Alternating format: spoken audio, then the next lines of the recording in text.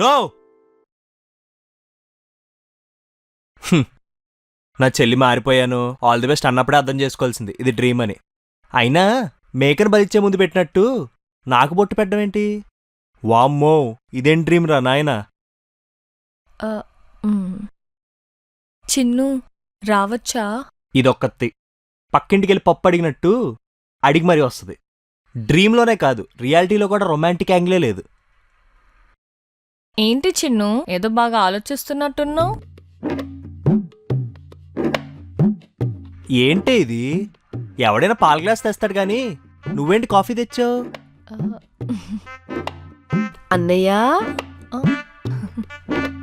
ఇదేంటి dream repeat అవుతున్నట్టుంది? All the best చెప్పేసి వెళ్ళిపోద్దేమోలే.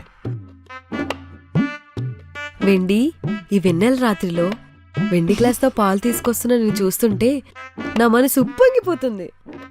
ఇది నా డ్రీమ్ కదా, దీనికెలా తెలుసు? అంటే మరేం లేదన్నయ్యా, నువ్వు డ్రీమ్లోనే ఉన్నావు కానీ బయటకు మాట్లాడేసావు అనమాట.